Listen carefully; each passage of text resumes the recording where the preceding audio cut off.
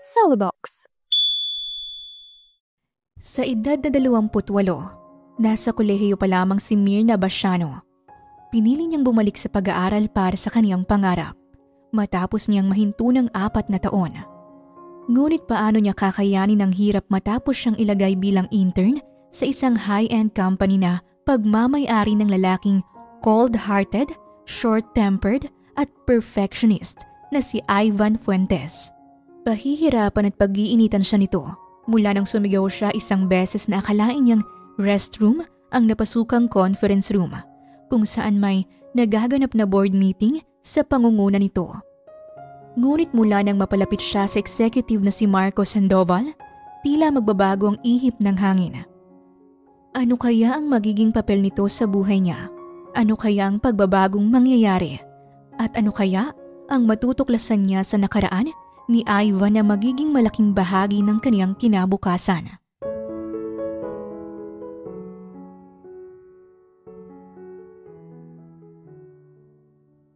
Oh my God, Self! Tama ba tong pinasok mo? Kabadong-kabado si Myrna habang nakatayo sa loob ng Fuentes Group of Companies.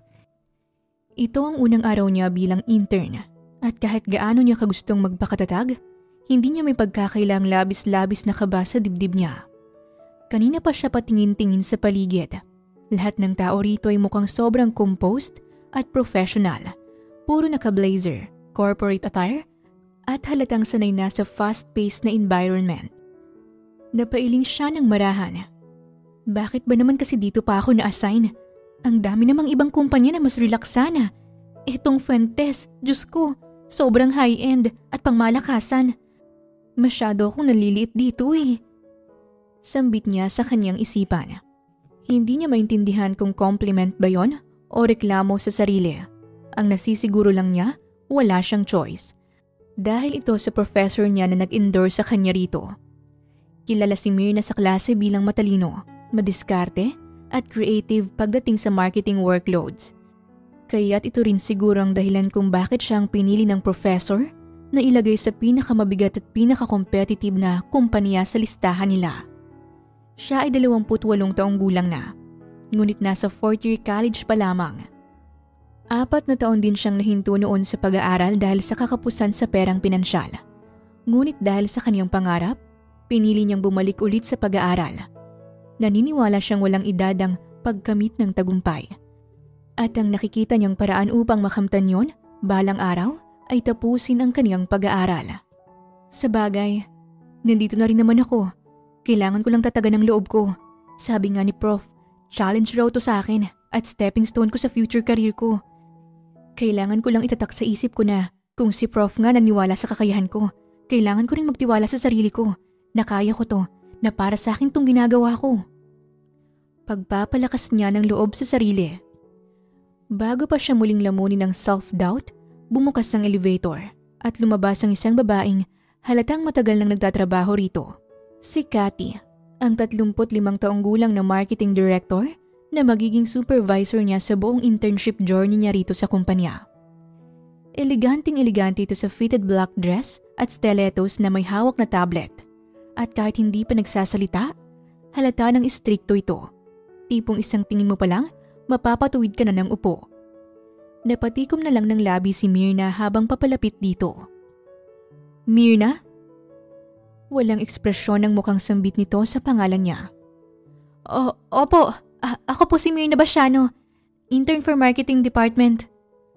Tugon niya na labis ang kaba. Saglit lang siyang sinukatan ng tingin ni Cathy mula ulo hanggang paa bago ito tumalikod at nagsimulang maglakad. Sundan mo ko. I'll give you a quick tour. Yes po, ma'am. Para siyang batang kinabahan sa guidance office habang sinusundan ang marketing director. Sa bawat hakbang nito, lalo niyang nararamdaman ang bigat ng paligid. Mga empleyadong busy sa laptop, may mga tumatawag sa clients in fluent English, at ang iba, seryosong nag-uusap tungkol sa numbers and strategies. Habang naglalakad, ipinaliwanag na ni Cathy ang ilang mahalagang impormasyon tungkol sa kumpanya. This is Fuentes Group of Companies, one of the largest and most diversified business empire in the country. It started over 30 years ago as a small property development firm, Pero ngayon, sakop na namin ang real estate, hospitality, retail, finance at marketing solutions. We're known for innovation, professionalism, and delivering world-class result. Kumbaga, ito ang dream company ng mga top graduates. Kasi sa Fuentes, wala kang talo. Kaya masyado kang mapalad na dito ka mag-internship. Ano raw? Sa dami-dami niyang sinabi, ba't wala akong maintindihan? Lord, sana panaginip na lang to. Bulong ni Myrna sa sarili habang kumakamot sa ulo. Nakikinig ka ba sa akin, Miss Myrna Basiano? Yes po, ma'am. Nakikinig po ako ng maigi. Napaayos siya bigla ng tayo at mabilis na nagpalusot. Ilang sandali siyang tinitigan ni Cathy na parang nagdadalawang isip pa ito kung maniniwala sa kanya bago ito muling nagpatuloy sa paglalakad. The Fuentes family owns and run this company. Very hands-on ang CEO at owner natin na si Mr. Ivan Fuentes. At para lang malinaw tayo, he has a very high standards. Ayaw na ayaw niya sa late, incompetent at walang initiative. Kung gusto mo mag-survive dito, kailangan matalas ang instinct mo at mabilis ang kilos mo. Is that clear? Opo, ma'am. Crystal clear po. Good. Kasi dito hindi porket intern ka, aalalayan ka. We treat interns like real employees. Meron kang mga task, deadlines, and presentations. You're expected to contribute, not just to observe. Hindi ka supervisor, okay? Napatango na lang si Myrna dahil hindi na niya alam ang sasabihin. Parang gusto na lang niya na magpakain sa lupa dahil sa kaba. Pero nagpakatatag na lang siya. Gusto niyang patunayan sa prof niya, sa sarili niya, at sa ibang tao na kaya niya.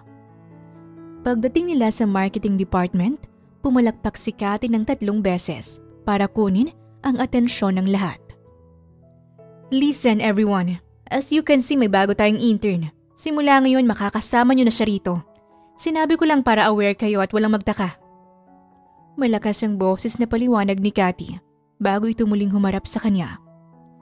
Sige, ipakilala mo na ang sarili mo sa kanila. Napatikhim si Myrna. Hindi kaagad siya nakapagsalita dahil pansin niya ang matatalim na tingin sa kanya ng mga empleyado. Hello guys, ako si Myrna Basiano, 28 years old, galing sa Universidad de San Antonio. Sana'y makilala at makasundo ko kayong lahat. Pahayag niya na pilit pa siyang ngumiti. Pansin sa mga mukha nito na parang hindi sila interesado sa sinabi niya. Ngunit may ilan namang nagbulungan. Nang walang magsalita ni isa, dinala na siya ni Cathy sa desk niya. Simple lang ang space at sapat lang para sa kanya. Remember Myrna, this is not just an internship. This is your audition for the real world. Welcome to Fuentes. Bago siya iniwan, sinabihan siya ulit ni Cathy ng huling paalala. At sa puntong yon, hindi niya alam kung welcome to hell or heaven bang napuntahan niya. Depende kung paano niya haharapin ang susunod na mga araw, kung anong mararanasan niya, at kung anong naghihintay sa kanya rito. Nang tuluyan na itong mawala sa paningin ni Myrna, inayos na niya ang kaniyang mga gamit sa desk at bahagyang pinagpagan ng upuan. Intern, Myrna ang pangalan mo, right? Hindi pa man siya maayos na nakakaupo nang bigla siyang lapitan ni Arlid. Si Arlid ay 28 taong gulang na senior marketing associate, matangkad at maputi. Laging pulido ang itsura mula sa mahigpit na pusod hanggang sa matalim na tingin. Manipis ang labi niya, laging may matingkad na lipstick at hindi mo matukoy kung nakangiti ba siya o nangaasar. Makinis ang balat, matangos ang ilong at laging diretso ang tindig. Tila palaging may gustong ipunto. Kahit hindi pa siya nagsasalita, halata mong hindi siyang tipo ng tao na madaling lapitan o pakisamahan. Opo. Myrna ang Pwede ba paki-photocopy nitong documents? Urgent yan eh. Tapos gawan mo ako ng kape. Matapang ha? Ayoko ng matabang at matamis. Pakidalian rin sana. Ayos lang naman sa akin. Pero, saang banda ba dito sa kumpanya yung papofto ka? Sa pangalawang pagkakataon, hindi siya pinatapos ni Arlid sa pagsasalita. Basta na lang nitong iniwan sa desk niya ang tasa ng kape at mga dokumento. Wow! Tinalikuran ba naman ako? Sabi ko nga hanapin ko na lang kung saan yun. O hindi kaya magtatanong-tanong na lang ako sa iba. Bulong niya bago lumabas ng workstation area. Habang naglalakad sa hallway, nakasalubong niya ang isang empleyado. Hello miss, pwede bang magtanong? Bago lang kasi ako dito eh. Nalaglag na lang ang panga ni Myrna matapos siyang daanan lang nito na parang hangin.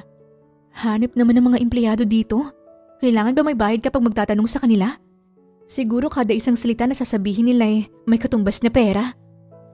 Reklamo niya sa sarili habang kumakamot-kamot sa ulo na nagpatuloy sa paglalakad. Ilang saglit lang ay may nakasalubong ulit siyang babaeng empleyado at kung titignan ay mukhang mas bata ito sa kanya ng ilang taon. Iyon ay si Sofia, 24 anyos na isang junior customer relations officer na may presensyang hindi mahirap mapansin. May maputi at makinis na balat, bahagyang bilugan ng muka, at malalambot ang features niya na bumabagay sa natural niyang ngiti. Mahaba at bahagyang wavy ang buhok. Malalapad ang mata niyang laging mukhang interesado sa kausap. Matangos ang ilong at manipis ang labi na madalas nakakurba sa magaan na ekspresyon. Hindi siya kasing tapang ng tindig ni Erlid, pero hindi rin naman siya mukhang madaling maisahan. Hello miss, pwede bang magtanong? Huminto naman si Sofia mula sa paglalakad at magiliw siya nitong ninitian. Sure po, ano po bang itatanong niyo? Hi, finally, mukhang may makakausap din akong matino. Nakahinga siya ng malawag ng sandaling yon. Teka, bago ka lang dito no? Tanong nito sa kanya. Oo paano mo nalaman? Ngayon lang kita nakita dito at saka hulaan ko, tinatarayan ka ng mga oldies, tama ba? Mismo, akala ko nga isa ka rin sa magtataray sa akin Hindi no, sadyang alam ko lang kasi ganyan din sila sa akin nung bago lang ako dito. Talaga? Anong ginawa mo?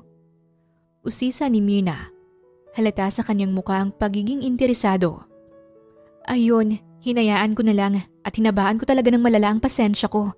Inisip ko na lang na magsasawa rin ng mga yan, which is tama naman ako.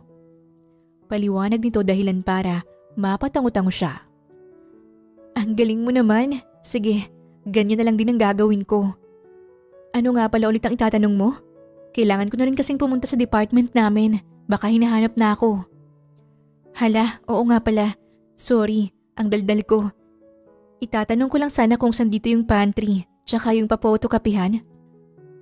Yun lang pala. Nandun sa second floor, sa dulong part yung printing area. Tapos nasa first floor naman ang pantry.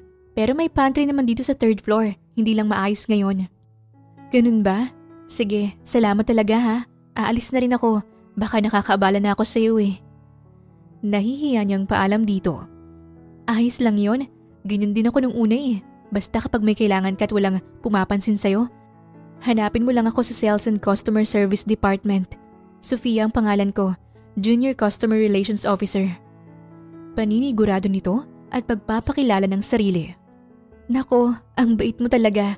Ako naman si Myrna from Marketing Department. Salamat ulit. Hahanapin na talaga kita kapag wala akong makausap dito ng matino. Sandali silang nagtawanan. Matapos yon, ay tuloy na silang nagpaalam sa isa't isa. Bumaba na rin si Myrna sa second floor para hanapin ang printing area. Hindi naman siya nahirapang mahanap ito. Habang naghihintay na matapos ang pag-photocopy, bumaba muna siya sa first floor para pumunta sa pantry. Ayos din yung babaeng yun. Kaya siguro akong inutusang gumawa ng mga to kasi malayo ang printing area sa pantry. Ang tamad naman nun. Giit niya habang nagtitimpla ng kape. Maya-maya pa'y nakabalik na rin siya sa marketing department. Lumapit siya kay Erlid at pilit na ngumiti. Hi ma'am, ito na po yung pina-photocopy niyo pati yung kape. Mapasok ka sana, este, masarapan ka sana. Bakit ang tagal mo? Hindi ba sabi ko naman sa'yo na urgent yan? Ay, sorry po. Di ba po kasi bago pa lang ako dito? Kaya hinanap ko muna kung saan yan matatagpuan. Si ma'am naman kasi kung sinabi mo po kagad sa akin kung saan ang printing area at ang pantry, di sana, napadali ang buhay-buhay natin. Tugon ni Myrna na kunwaring tumawa pa para hindi halatang masyadong pamimiloso po niya. Whatever, pero may isa pa akong ipapapotocopy sa'yo. Kailangan ko rin yan ngayon. As in, ngayon na talaga ma'am? Ulit-ulit? Hirap umintindi? Ngayon nga diba? Lakad na. Kailangan ko ng 100 copies niyan.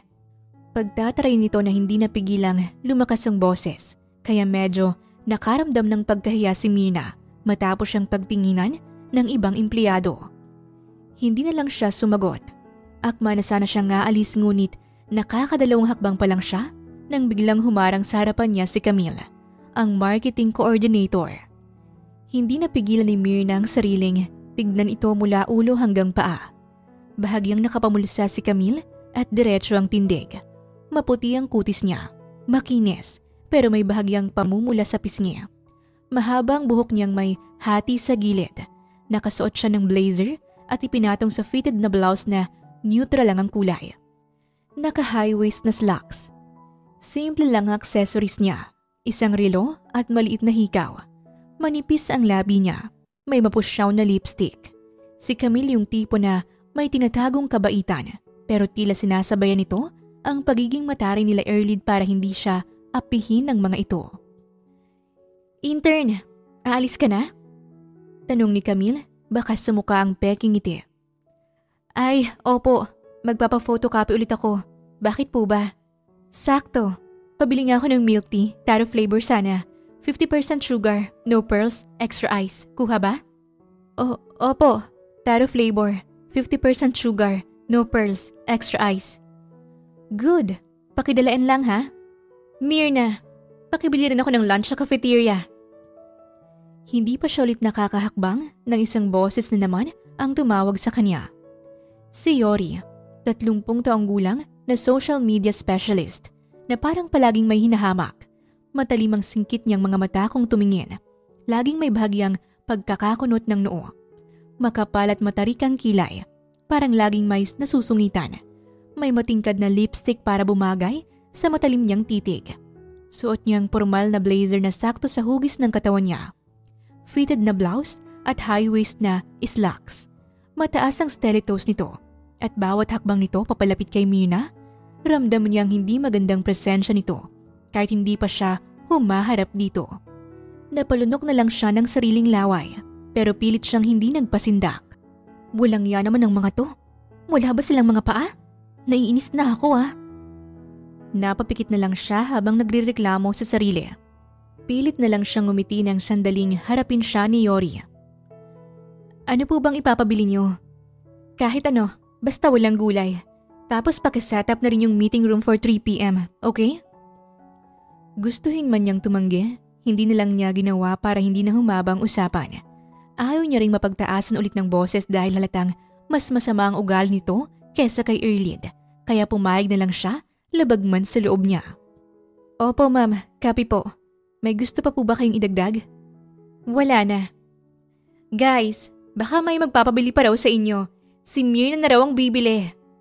Sigaw ni Yori. Pumalakpak pa para kunin ang atensyon ng ibang empleyado na abala sa kanya-kanyang gawain. Nalaglag na lang ang panga ni Myrna dahil doon. Hindi na nahiya. Siya lang naman ang tinatanong ko. Hindi ko sinabing tanungin niyang iba. Ba't pa kasi ako nagtanong? Naging abusado tuloy ang isang to. "Ako, pagawa rin ako ng kape. Pure black, no sugar." Sigaw ng lalaking si Brian na isang graphic designer. Si Brian ay 26 na taong gulang, matangkad, kayumanggi ang balat, bahagyang nakaangat ang buhok sa noo, matalas ang panga, at kahit hindi siya nakangiti, may bahid ng panunuya sa ekspresyon niya. Matapang ang tingin ng mga mata, tila laging may halong yabang na parang hindi kailanman nababahala. Sa kabuuan, may dating siyang chick boy na sanay makuha ang gusto, at halata sa asta niya na hindi siya yung tipong humihingi ng paumanhin kapag may nagawang mali. Napakamot ng ulo si Myrna nang magpabili rin sa kanyang 5 pang empleyado pagkatapos ni Brian. Hindi niya alam kung makakabisado niya ba yun lahat. Photocopy, milk tea, lunch, meeting room, kape. Ano pa nga po yung iba? Ang dami naman po yata. Pwede po bang kayo na lang ang bumili kung may time naman kayo? Maingat ang bawat salitang hiling niya sa mga ito. Akala ko ba nagtatanong ka pa kung may ipapabili? Ba't nagrireklamo ka ngayon? Asik ni Yori. Nakataas ang isang kilay. Oo nga po pero ikaw lang sana ang tinatanong ko. Hindi po yung buong department. Tugon niya. Bahagya siyang umiti para hindi siya magmukhang nanunumbat. Wala akong pakialam sa paliwanag mo. Gawin mo na lang ang inuutos namin sa'yo. kung gusto mong maging maayos ang internship journey mo rito. Iba kung magalit, Myrna. Hindi mo gugustuhin makita at maranasan. Tsaka hindi ka pwedeng magreklamo. Ganto talaga kami dito, mag-welcome ng mga bago. Kaya wala kang choice kundi sumunod. Naiintindihan mo ba? Singit ni Erlid. Wala sa sariling tumango si Myrna. Tila pinagpawisan siya bigla ng malamig, lalo na sa banta ni Yori na sinabayan pa ng pagtawa ni Erlid na nakakatakot ang dating. Para siyang robot na sinimulang sumunod sa utos ng mga ito. Tumakbo siya pabalik sa printing area. Habang nagpo-photocopy yon, dumiretso muna siya sa cafeteria para bumili ng lunch. May milk tea po ba kayo rito? Tanong niya sa tindera matapos nitong iabot sa kanyang in-order niya para kay Yori. Ay, wala. Pero may mga bottled drinks, soda at juice naman kami dito. Pero kung gusto mo talaga ng milk tea, kailangan mo pang lumabas ng kumpanya. Nandun sa kabilang kanto yung milk teahan, katabi ng laundry shop. Ganun po ba? Sige, doon na lang po ako bibili. Pagkagaling sa cafeteria, lakad takbo siyang lumabas ng kumpanya at hinanap ang tinutukoy ng tindera ng milk tea shop. Ilang sandali pa'y nakabalik na rin siya na pawisan at hingal na hingal. Kainis! Nagsisimula pa lang ang araw ko. Pagod na ako ng sobra. Malala din kasi ang isang yun ng utos. Talagang pinalabas pa ako ng kumpanya para lang sa lecheng milk tea na to. Mabulunan sana siya nitong sago.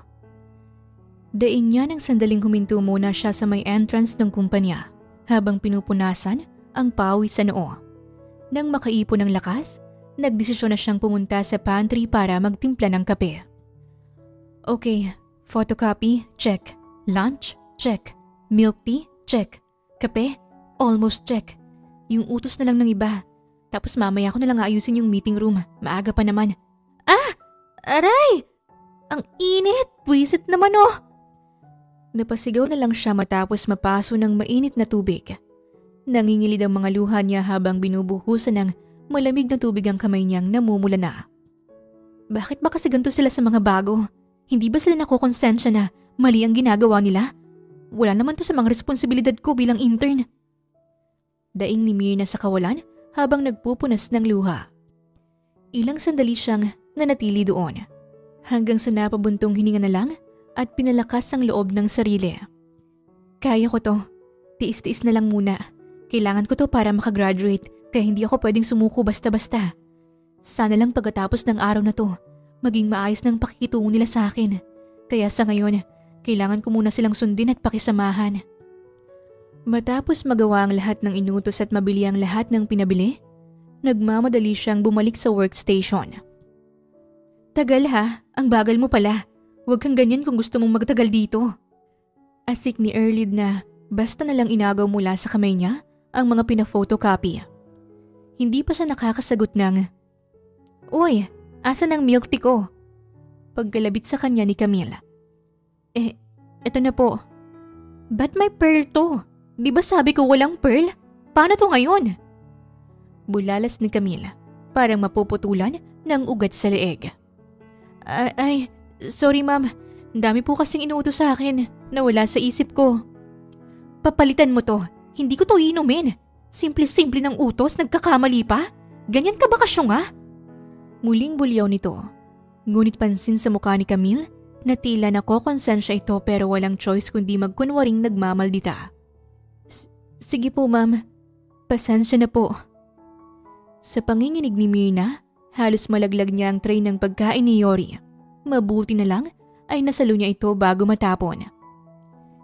Yung pinapatimpla kong kape, nasa na? Singit ni Brian, may nakakalokong ngiti sa gilid ng labi. Babalikan ko pa po sir, hindi ko na po kasi kayang bitbitin lahat. Hindi siya magkaamo sa pagtakbo rito, takbo roon. Dali-dali niyang iniwan ang pagkain ni Yori sa desk nito bago lumabas ng kumpanya papunta sa milk tea shop para palitan ang inumin ni Camille. Pagkatapos ay dumiretso muna siya sa pantry para kunin ang kape ni Brian bago bumalik sa workstation. Na-set up mo na ba yung meeting room? Tanong sa kanya ni Yori. Deadma ito kahit hingal na hingal siya. Hindi pa po eh. Papahinga lang sana ako saglit bago ko ayusin. Nauutal niyang tugon dahil sa paghabol ng hininga. Hindi ka pwedeng magpahinga. Na-move ng 1 p.m. ang meeting, kaya kailangan nang mas-set up yun agad. Sige po, pupunta na ako ron. Basa na ang noo niya sa pawis. Nanginginig ng kamay niya sa pagod.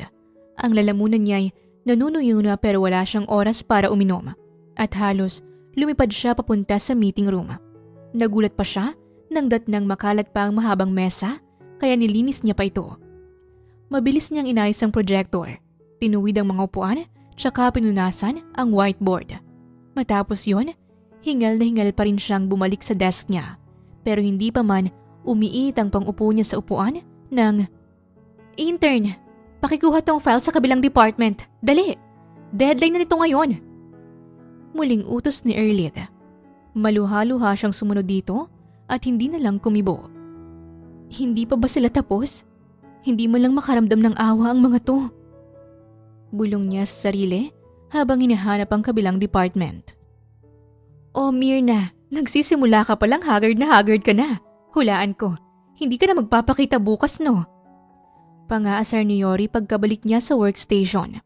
Nagtawanan ang mga empleyado. Hindi na lang sumagot si Myrna. Nanginginig na ng husto ang tuhod niya at parang gusto niyang mahimatay na lang bigla. Pero pilit siyang umiti at tumindig ng diretsyo. Ayaw niyang magmukhang mahina. "Alalahanin mong may pangarap ka, Myrna. Huwag mong hayaang mga gantong klase ng tao lang ang magpapahinto sa'yo para maabot yun. Marami ka pang pagdadaanan. Isipin mo na lang na sila yung mga taing nakakalat sa daan mo." Pagpapalakas ng loob ni Myrna sa sarili habang isa-isang nginingitian ang mga ito. Sa unang araw pa lang niyang yon, para na siyang isang sunod-sunurang alipin at mukhang wala ni isa sa mga ito ang may balak bigyan siya ng pahinga. Pero hindi siya susuko sa kabila ng lahat ng pagdadaanan niya. Napabuntong hininga si Myrna nang sandaling tinigilan na siya ng mga ito at bumalik na sa kanya-kanyang gawain kaya kahit papano'y payapa siyang naupo sa area niya. Pero hindi pa rin yun sapat para gumaan ang pakiramdam niya at maging komportable. "Anong tinitingin-tingin mo dyan?" Masama ang timpla ng mukhang tanong sa kanya ni Erlid nang mapansin siya nitong kanina papasulyap-sulyap dahilan para mapaayos siya bigla ng upo. Ay, sorry sa abala ma'am. Itatanong ko lang po sana kung saan dito ang restroom. Ihing-ihi na po kasi ako eh." Palusot niya. Ang totoo'y hindi naman siya naiihi. Gusto niya lang talagang pumunta sa banyo para mapag-isa sandali. Pakiramdam niya'y nasusuffocate siya kasama ang mga ito. Naguluhan siya nang biglang nagbago ang ekspresyon ni Erlid. Mula sa matalim at malamig na tingin, bigla itong naging maamong tupa. Ngumiti pa ito at sa hindi niya may paliwanag na dahilan ay para siyang kinabahan. "Diretsahin mo lang dyan sa kaliwa tapos pagdating sa dulo, kumanan ka. Then, makikita mo na yon. Nasa pinakadulo ang restroom." Masyadong magiliw na sagot nito. Nag-alinlangan si Myrna. Napatitig siya kay Erlid ng ilang sandali, pero walang mababakas na kasamaan sa mukha nito. Parang sincere pa nga. Okay po. Salamat." Kaagad na siyang tumayo at lumabas para pumunta sa restroom. Habang naglalakad sa hallway, hindi niya maiwasang magtaka. Ano bang meron sa Erlid na yun? Parang paiba-iba siya ng ugali. Magsusungi tapos biglang babait. Hindi ba yun sinasapian? Kumakamot sa ulong puna niya. Ay, ewan. Ako yung mababaliw sa kanila dito eh. Dumiretso na siya sa direksyong itinuro ni Erlid at walang pag-aalinlangang binuksan ang pinto matapos niyang mahanap yon. Sa sandaling makapasok siya, agad niyang pinikit ang mga mata at pinakawalan ang lahat ng frustration na kanina pa niya gustong ilabas. "Ah! Ang sasama ng ugali niyo! Bakit kayo ganito? Kampon ba kayo ni Satan?" Hindi niya naituloy ang paglalabas ng sama ng loob dahil imbis na marinig ang echo ng boses niya sa tiles ng isang restroom, ang narinig niya ay biglang paghinto ng pag-uusap ng maraming tao. Dahan-dahan niyang iminulat ang mga mata at doon niya na na-realize ang matinding pagkakamali niya. Wala siya sa restroom, kundi nasa isang conference room. At hindi lang basta nasa conference room dahil nasa harapan niya ngayon ang isang mahaba at eleganteng mesa kung saan nakaupo paikot ang tila mga executives. Lahat ng mga ito ay nakatingin sa kanya. Sa dulo ng mesa, nakatayo ang isang lalaking masama ang tingin sa kanya. Walang iba kundi ang mismong CEO na si Ivan Fuentes. Ito'y 32 taong gulang, isang lalaking likas ang otoridad sa tindig. Matangkad ito at matipuno. Kung tatansyahin, siguro'y nasa 6-footer ito. Malalim ang mga mata, matalim kung tumingin. Parang kayang basahin ang buong pagkatao mo sa isang iglap. Matangos ang ilong, makapal ang kilay at mapanga. Bawat anggulo ng mukha nito ay matapang. Ngunit walang talo ang taglay nitong kagapuhan. Sa isang sulya pa lang, halatang hindi lang ito basta mayaman, kundi isang lalaking mataas ang standard sa buhay. Sa likod nito, nakaproject sa malaking screen ang topic ng meeting. Halatang naputol ito sa ginagawang presentasyon. Samantala, hindi makagalaw si Myrna sa kinatatayuan at nakatulala lang habang nakatingin kay Ivan. "You! Why the hell did you just walk in without even a knock and interrupt my discussion?" Natauhan si Myrna at halos napatalon sa gulat matapos siyang sigawan ito habang dinuduro. Sorry po, nagkamali po ako ng pinasukan. Aalis na po ako." Natataranta siyang humawak sa pinto para sana lumabas. "Sinabi ko bang makakaalis ka na?" Bago pa niya mabuksan ito, mabilis siyang pinigilan ni Ivan. Napakurap na lang siya at parang nanlamig ang buo niyang katawan habang natulo sa kinatatayuan. Pasensya na po, sir. Akala ko po kasi restroom to." Halos pabulong niyang sambit para siyang hihimatayin sa kaba. "Anong pangalan mo and from what department? Bakit hindi mo alam na conference room to?" Myrna po.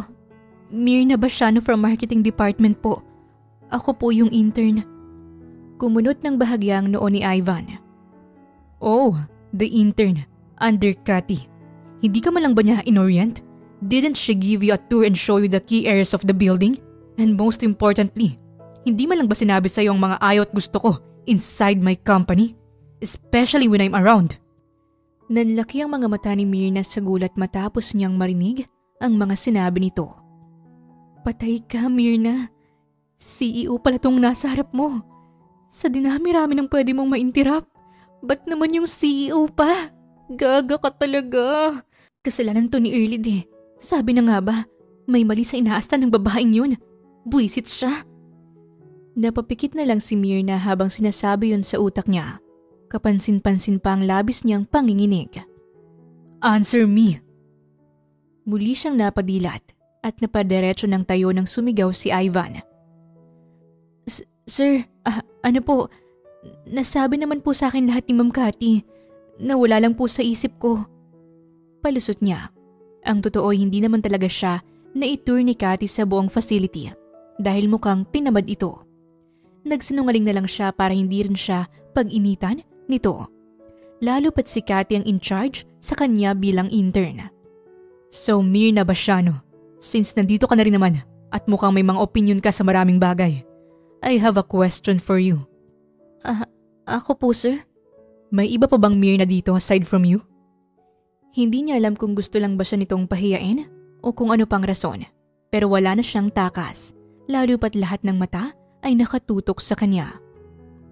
Wala po, sir. Ano po ba yung tanong?" "What do you think is the biggest challenge in expanding the Fuentes Group into commercial hubs in the provinces?" Nagpantig ang tenga niya. Napakurap-kurap pa siya dahil sa tanong. Inang tanong yan. Daig ko pa yung sinalang sa question and answer portion ng Miss Universe. Bakit naman ganun kahirap? Bulong pa niya sa isipan. Nagpanik ang utak niya, pero pilit niyang binalikan ang lahat ng nabasa at narinig niya tungkol sa commercial hubs. Hindi siya expert, pero may idea siya tungkol dito. "What now? Pinaghihintay mo kaming lahat." Pagmamadali ni Ivan. Huminga siya ng malalim. Wala namang mawawala kung sumagot siya, kaya lakas loob niyang tinignan ng diretso si Ivan. Para po sa akin, ang expansion ng commercial hub sa probinsya ay may malaking potential sa economic growth. Pero yung pinakamalaking challenge na nakikita ko ay yung infrastructure at market behavior. May ilang nagtaas ng kilay sa naging sagot niya. Si Marco Sandoval na isa sa mga executive sa bahagyang nagtagilid ng ulo. Tila naiintriga. Maraming probinsyang may limited access sa major highways at transport networks. Kahit gaano kaganda ang business model, kung hindi accessible, mahihirapan ng mga tao na i-maximize ang benefits nito. Pangalawa, pagdating sa market behavior, hindi porket nag-work sa syudad, mag-work din sa probinsya. Ibang spending habits doon kumpara dito. Mas lalo namang ibang priorities doon. Nagkaroon ng katahimikan matapos niyang idagdagang paliwanag na yun. Napansin niya si Ivan, nakapamulsa habang nakatitig sa kanya. Para bang sinusuri siya, ngunit halatang nagulat ito sa naging sagot niya. So, kung ikaw ang nasa posisyon ko, paano mo i-overcome ang challenges na yun? Ay, may follow-up question pa pala. Pero sa tingin ko po, ang dapat na unang approach ay sa pamamagitan ng partnership with local government and transport companies. Hindi pwedeng i-shortcut ang infrastructure development. Pero kung may support from local authorities, pwedeng magawa ng paraan ng accessibility. Pangalawa, localized business model. Kailangan ng feasibility study para ma-adjust ang services at pricing strategy based sa needs ng specific community. Kung wala pang demand, dapat tayong lumikha ng demand bago tayo mag-invest ng malaki. Nagpatuloy siya kahit napakiramdam niya ay nanginginig na ng sobrang tuhod niya. Mas lalong tumahimik ang paligid. Napansin ni Myrna na may ilang executives ang bahagyang tumango. Parang sumang-ayon sa kanya kaya medyo nawala ang kaba niya. Kung ganun, paano mo ipipitch to sa investors na takot sa risk? Pero si Ivan, imbis na matapos na, mukhang hindi pa rin ito nakontento. Halos sumabog ang utak ni Myrna sa kakaisip ng isasagot, pero pinilit niyang i-compose ang sarili. Data-driven approach. Investors want security. So sa tingin ko po, kailangan natin ng solid market research at pilot testing. Kagaya ng ginawa namin sa feasibility study last month. Gumamit po tayo ng case studies mula sa mga successful commercial hubs sa similar demographics. Pwede ring i-highlight ang government incentives para maging attractive ang investment. Ilang saglit pagkatapos niyang sumagot, nagpalakpakan ng mga nasa silid na labis niyang ikinatuwa dahil alam niyang nasagot niya ng tama ang mga tanong. Ngunit hindi niya maiwasang makaramdam ng hiya. Impressive. You answered everything flawlessly. Seems like you actually know what you're talking about. Hindi nakakapagtaka na ikaw lang ang nag-iisang pumasa na mag-intern dito. You're so lucky. Komento ni Marco na malawak ang ngiti. Labas ang pantay-pantay at mapuputi nitong ngipin at halos mawala na ang mata dahil sa pagngiti.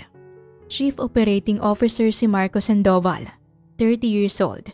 Siyang tipo ng lalaki na parang laging may dalang magandang balita, matangkad at fit. Mukhang hindi nagkakalayo ang height nila ni Ivan. May relax itong tindig na tila palaging kampante sa sarili. Magaan ang aura niya.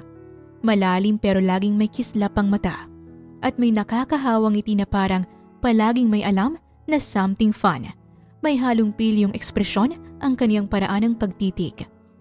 Kahit nasa formal siyang mundo, may natural na charm sa kanya na parang kahit gaano kaseryoso ang sitwasyon, kayang gumaan basta siya ang kasama.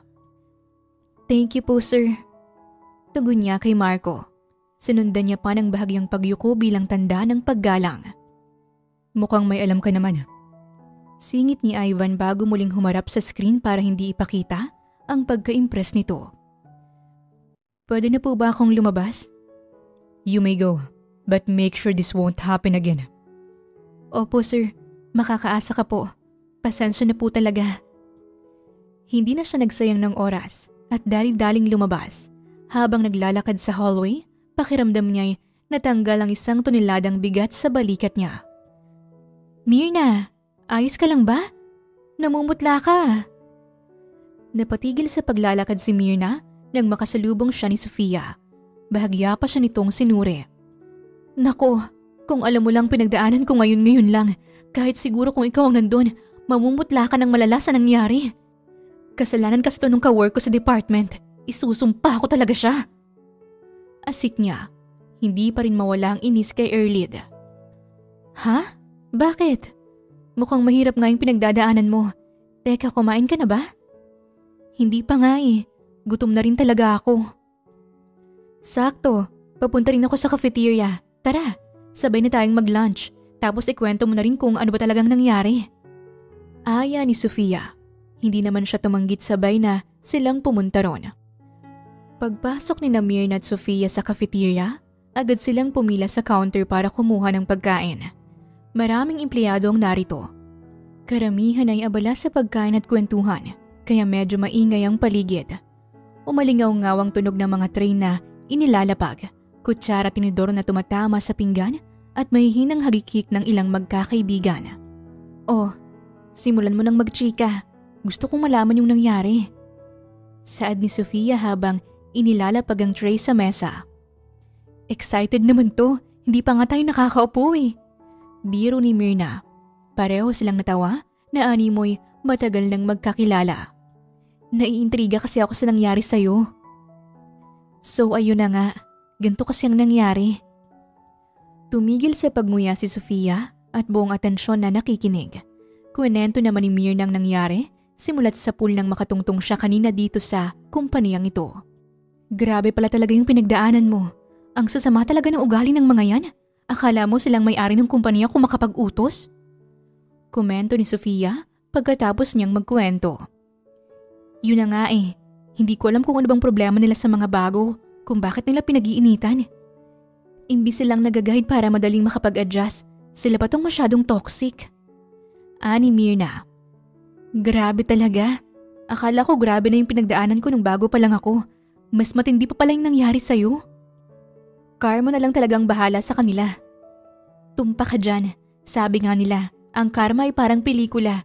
Kung hindi now showing, malamang coming soon. Basta, napahanga ako sa'yo. Kasi sa kabila ng nangyari, tingnan mo naman oh, mukhang ang tatag mo pa rin. Giit ni Sofia. Pansin sa kanyang mga mata ang sinseridad sa paghanga. Mukha lang matatag, pero deep inside, parang gusto ko nang bumigay. Lalo nung kaharap ko yung mismong CEO kanina. Salbahe talaga yung earlid na yun. Gusto ko talagang mapahamak. Idinamay pa yung meeting ni Sir Ivan. Kapag nakita ko talaga yung pagmumukha ng babaeng yun, ewan ko na lang. Baka ingod-ngod kong mukha niya sa pader sa sobrang gigil ko. Bulyaw ni Sofia. Mukhang mas galit pa ito kaysa sa kanya kaya't natawa na lang siya. Uy, wag mong gagawin yun ah. Ayoko namang mapahamak ka pa dahil sa akin. Ayoko na lang din kasi silang pansinin. Kasi mahalaga para sa akin ang internship kong to. Nanlaki bigla ang mga mata ni Sofia at napataki pa ito ng bibig matapos marinig ang sinabi niya. Nagtaka naman si Mirna kung bakit parang gulat na gulat ito. Napalingon pa siya sa likuran niya para alamin kung may kakaiba rito. Ngunit wala naman siyang nakita. Anyari sa'yo? Ba't ganyan kang makareact? Nagtataka pa rin na tanong niya. Tama ba yung narinig ko? Intern ka? Paninigurado ni Sofia na hindi napigilang sumigaw. Bigla tuloy silang pinagtinginan ng ibang empleyado dito sa loob ng cafeteria at nagsimulang magbulungan ng mga ito. Oo, bakit? Hindi nga, totoo ba? Baka ginugood time mo lang ako. Ito naman oh, ba't ko naman gagawin yun? Totoo nga. Nag-OJT, internship o practicum ako dito. O kung ano pa bang tawag dyan. Teka, ano bang meron kung intern ako? Usisa niya. Biglang hindi mapakali si Sofia. Tumingin pa ito sa paligid na para bang may iniiwasan. Nang makita nitong may mga nakatingin pa rin sa kanila, bumaling ulit ito kay Mirna at sunod-sunod na umiling. Never mind, bawal kasing sabihin eh. Maingat ang bawat salitang sambit nito. Mas lalo namang naguluhan at naintriga si Mirna. Ang daya naman. Sige na, sabihin mo na sa akin. Naku, curious na talaga ako. Tumanggi pa rin si Sofia na sabihin ang totoo. Ngunit sa kabila nun, ay nagpatuloy pa rin si Mirna sa pangungulit para malaman yon. Kaya nabigla na lang siya nang hilahin siya ni Sofia palabas ng cafeteria at dali-dali siyang dinala sa restroom. Ayan, wala na sigurong makakarinig sa atin dito. Ani Sofia habang lumilinga sa paligid para tiyaking walang ibang tao rito maliban sa kanilang dalawa. Ano ba talagang meron? Kinakabahan tuloy ako sa'yo. Giit ni Mirna. Pilit pa siyang tumawa. Mirna, 3 years nang walang intern dito sa kumpanya. Napasinghap si Myrna. Totoo ba? Oo, may nangyari kasi dati. Basta, may naging issue sa pagitan ng isang intern at ni Sir Ivan. Kaya simula nun, wala nang naging intern at ngayon lang ulit nagkaroon. Teka, alam mo ba kung ilan kayong intern ngayon? Paliwanag ni Sofia na nasundan ng pagtatanong.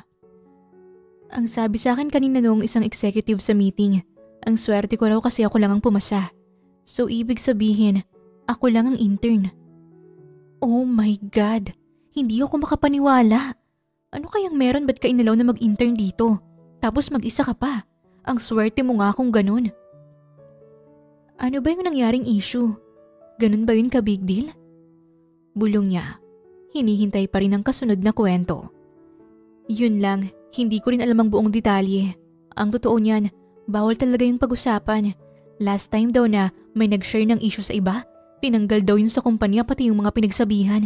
Kaya tikom na ang bibig ng mga nakakaalam. Ganun ba? Mukha nga mabigat ang issue kaya umaabot sa tanggalan. Ganun nga, kaya mabuti pang bumalik na tayo sa kanya-kanya nating trabaho bago pa may makarinig sa atin at isumbong pa tayo. Pagbalik ni Myrna sa workstation, agad siyang sinalubong ni Erlid. Kumusta pag-ihi mo? Tanong nito na may bahid ng kung anong kahulugan ang tono. Mabilis na nag-isip si Myrna. Ayaw niyang bigyan ng kasiyahan si Erlid sa ginawa nito sa kanya. Kaya kahit totoo namang napahamak siya nung nagpunta siya sa conference room at tila na hot seat ni Ivan, pilit niyang tinaas ang tingin at ngumiti ng bahagya. Ang weird mo naman, ba't interesado ka pati sa pag-ihi ko? Biro niya rito. Ha? Hindi naman. Napaisip lang ako kung nakaihi ka ba ng maayos. Kumusta ang restroom na tinuro ko? Malinis naman ba? Mukha bang mamahalin? Palusot ni Erlid. Ay, sorry. Sa restroom sa may cafeteria na lang ako umihi eh. Inaya kasi ako ng bago kong kaibigan na kumain. Kaya hindi na ako nakapunta sa restroom na tinuro mo. Mabilis na nawala ng ekspresyon ng mukha ni Erlid. Kaya gusto na lang ni Myrna na humagalpak sa pagtawa. Pinigilan niya lang ang kaniyang sarili. Sige na, umalis ka na sa harapan ko. Naiirita ako sa pagmumukha mo. Singhal nito sa kanya. Imbis na mainis ay ngumiti pa si Myrna ng pagkalaki-laki para si Erlid ang mas inisin. Hindi niya man mabura sa isipan ang nangyari, hindi rin niya hayaan na lumabas na parang nananalo si Erlid. Ang mahalaga ay hindi niya hinayaang makita ni Erlid na napahamak siya sa ginawa nito. Kinabukasan, maagang nagprepara si Myrna para pumasok sa trabaho. Ayaw niyang malate dahil isa yon sa kabilin-bilinan ng supervisor niya. Nay, gagayak na po ako para hindi ako malate. Paalam niya sa kanyang ina na kasalukuyang abala sa pagluluto ng lugaw para sa nakababata niyang kapatid na may sakit. Ang ina ni Myrna na si Aling Esmeralda ay may edad na 58. May itsurang pinanday ng taon ang pagsasakripisyo lalo pat 7 taon na ang lumipas mula nang mamatay ang tatay nila Myrna. May kaitiman na rin ang balat nito. Sunog sa araw at may pagkakulubot na ang balat, lalo na sa pisngi at noo. Kita sa kanyang mukha ang maliit na linya ng pagod, pero hindi nawawala ang init ng kabaitan sa kanyang maliliit na mata. Bahagya ng yuko ang kanyang tindig, tanda ng isang buhay na puno ng pagtatrabaho. Sa isang tingin pa lang, makikitang isa siyang ina na sanay unahin ng iba bago ang sarili. Teka lang nak, may pera ka pa ba dyan na itatabi? Pabalik-balik kasing lagnat ng kapatid mo. Ipapacheck up ko sana. Kaso yung perang na itatabi ko naibayad ko na sa kuryente at tubig. Baka sa mukha ng kanyang ina ang pagkabahala. May 1,000 pa po ako dito, Nay. Mas mabuting hapon na mapatingin na yan si Isay. Kawawa naman ang tamlay-tamlay. Oo nga hindi ako sanay na ganyan ang kapatid mo. Pero sigurado ka ba anak? Baka mawalan ka na niya ng budget sa OJT mo. Ngumiti si Myrna para hindi na mag-alala pa ang kaniyang ina. Huwag mo na pong isipin yun, Nay. Ako na pong bahala doon. Magla-live selling naman po ako mamayang gabi pag uwi ko para may kitain pa rin ako. At kahit maglakad ako papuntang trabaho, ayos lang sa akin. Ang importante, mapacheck up si Isay. Kahit mapagod sa internship, Napagdesisyon na ni Myrna na kailangan niya pa rin ipagpatuloy ang pagla-live selling ng mga branded overruns at pre-love clothes para magkaroon siya ng extra income. Kakaunti lang kasing nakukuha niyang allowance sa OJT, kaya hindi yun sasapat. Salamat dito, Naka. Ikaw na nga itong sumasalo sa pang-araw-araw. Nadagdagan pa ang gastusin mo. Nahihiyang tugon ni Aling Esmeralda. Sus, sinanay talaga oh. Para naman kay Isa ito. Matitiis ko ba naman ang batang yan? O sige na po, Nay. Kailangan ko na po talagang umalis. Mag-iingat ka, anak. Pinuntahan muna ni Myrna saglit ang kapatid niyang nasa kwarto bago siya tuluyang umalis. Myrna, may nagawa ka bang mali? Habang abala si Myrna sa kalagitnaan ng kanyang ginagawang task, pinuntahan siya ng marketing director. Po? Bakit po, Ma'am Cathy? Nandito lang naman po ako sa workstation simula pagkarating ko kanina. Kinakabahan niyang paliwanag. Pinapatawag ka kasi ni Sir Ivan sa opisina niya. Dalian mo na. Ayaw na nang pinaghihintay. Dali-dali namang tumakbo si Myrna palabas matapos ituro sa kanya ni Cathy kung saan ang opisina ng CEO. Diyos ko, Lord. Ikaw na pong bahala sa akin. Napa-sign of the cross pa si Myrna bago kumatok sa pinto ng opisina. Pagkapasok niya, bumungad sa kaniyang malinis at modernong espasyo. Punong-puno ng mahalagang dokumento at high-tech na kagamitan. Pero sa kabila ng lahat ng yon, ang mas matindi niyang naramdaman ay ang malamig na presensya ng CEO habang blanko ang mukha nitong nakatitig sa kanya. Myrna Basiano, lumapit ka dito. Hindi itong upuan ang mag-a-adjust para sa'yo. Sita ni Ivan nang manatili siya sa may pinto. Sorry po sir. Magandang umaga nga po pala. Dahan-dahan siyang naupo sa pang-isahang couch sa harap ng desk ni Ivan. Pilit niyang itinago ang kaba sa kaniyang dibdib. Meron akong isang project na kailangang matapos sa loob ng 2 araw. Gusto kong pag-aralan mo ang performance ng digital marketing strategies natin. At gusto kong gumawa ka ng comprehensive report na may kasamang recommendations. Diretsahan at walang paligoy-ligoy na pahayag nito. Malalim, mabigat at maotoridad ang tono. Tila ba isang leader na hindi kailanman natutong maging pasensyoso. Para namang lalabas na ang puso ni Myrna dahil sa sobrang bilis ng pagtibok nito. Sigurado ka po ba sir na ako ang gagawa? Why not? Besides, wala kang choice. Either gagawin mo o ika-cancel ko right away ang internship mo. No sir, sabi ko nga po gagawin ko na po ang report at isasabit ko po sa inyo within the day. Mabilis na pagpayag ni Myrna sa kabila ng pagdududa sa sariling kakayahan. That's what I want to hear from you. Kailangan mong i-integrate ang latest market trends at gamitin ang data analytics tools na available dito sa atin. At Myrna, hindi ito pwedeng mediocre. Pakiramdam ni Myrna parang bigla siyang pumasok sa finals ng isang subject na hindi naman niya inaasahang mag-e-exam pa siya. Pero wala siyang choice. Copy po sir. I'll do my best po. Excellent, Myrna. Excellent. Hindi sapat ang salitang best. I need an excellent outcome. Mabilis na kontra ni Ivan. Yes po, sir. Hindi na siya nag-aksaya ng oras. Sa buong araw na yon, wala nang ibang inatupag si Myrna kundi ang trabahong ibinato ni Ivan sa kanya. Hindi niya alam ang rason kung bakit sa kanya ito ibinigay. Pero wala na siyang time para isipan pa yon. Nakipag-usap siya sa IT, nagbasa ng market research at pinag-aralan ang data analytics para makasiguradong tama ang mga ini-input niya. Sa wakas, natapos din. Tingin ko naman ayos na to. Napaunat-unat siya ng sandaling i-power off niya ang computer. Siya na lang kasi ang nasa workstation area, kaya may gana na siyang mag-ingay. Gabi na rin kasi nang matapos niyang report. Kompleto ito. May graphs, case studies at konkretong recommendations. Sa tingin niya, ito na ang pinakamahusay na report na nagawa niya, kaya ganun siya kakumpiyansa sa sarili. Ipinasa niya ito kay Ivan dahil sakto namang nasa opisina pa ito. Mukhang tinatapos pa ang proyekto, pero isang mabilis na tingin lang ang ginawa ni Ivan at saka binaba ang papel sa mesa. Kulang pa yan. Diretso, malamig, walang pag-aalinlangan itong sambit. Nalaglag naman ang panga ni Myrna. Hindi niya matanggap na pinahapyawan lang nito ng tingin ang gawa niya.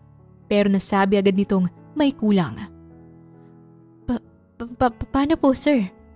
Detalyado, oo. Pero kailangan kong makita ang strategy na magpapataas sa ROI sa loob ng quarter na ito. You're a marketing student at sabi mo kahapon, tapos na kayo sa feasibility study. Gusto kong makita ang natutunan mo ron. I-rework mo yan. Mas comprehensive. Mabilis na tumango si Myrna. Kahit pa sa loob-loob niya'y gusto na lang niyang sumigaw dahil sa hirap ng pinapagawa. Mabuti sana kung ilang araw, pero 2 days lang ang meron siya. Opo sir, gagawin ko po lahat ng yon. Ipapasok ko po ang final output bukas. Kinagabihan, hindi halos kumurap si Myrna sa harap ng laptop na hiniram niya pa sa kaniyang kaklase para gawin ang report. Inaral niya ang pinakabagong research na nahanap niya. Kinumpara niya ang mga data at ginawa niyang lahat para wala na itong mali. 2:00 na ng madaling araw nang matapos niya ito, kaya hindi na rin siya nakapag-live selling at pilit natulog sa loob ng 3 oras. Nang sumunod na araw, naging matagumpay ang pag-present ni Myrna sa board meeting. Ngunit imbis na makatanggap ng papuri mula kay Ivan, sunod-sunod siya nitong binigyan ng mahihirap na trabaho. Trabahong alam niya na sobra-sobra para sa intern na kagaya niya. Sa kabila nun, hindi nagreklamo si Myrna. Alang-alang sa internship niya. Mas nagkakasama rin sila ng matagal ni Ivan dahil sa mga project na ginagawa nila.